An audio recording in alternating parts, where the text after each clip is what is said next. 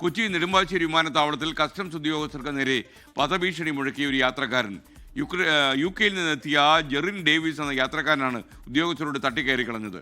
Bag പരിശോധിക്കാൻ ശ്രമിക്കുമ്പോഴായിരുന്നു യാത്രക്കാരൻ്റെ ഈ സാഹസം. വിപിൻ സി വിജയൻ ചേരുന്ന വിവരങ്ങളുമായി. എന്താണ് വിപിൻ സംഭവിച്ചത്? Good morning.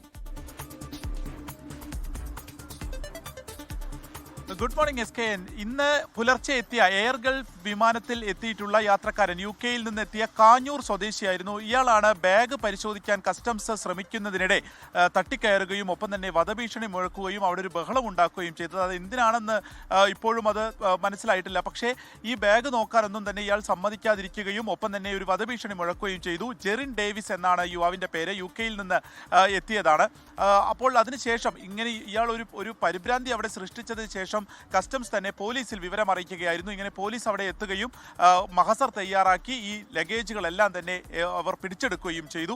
അതിനുശേഷം ഇപ്പോൾ ജെറിൻ ഡേവിസ് പോലീസിന്റെ കസ്റ്റഡിയിലാണ്. ഇതിന്റെ ഒരു പരിശോധന, ഇതിൽ മറ്റെന്തെങ്കിലും അസ്വാഭാവികതയുണ്ടോ തുടങ്ങിയിട്ടുള്ള പരിശോധനകൾ കസ്റ്റംസിന്റെ ഭാഗത്ത് നിന്ന് നടന്നു വരികയാണ്. പുലർച്ചെ നെടുമ്പാശ്ശേരിയിലായിരുന്നു ഈ ഒരു സംഭവം.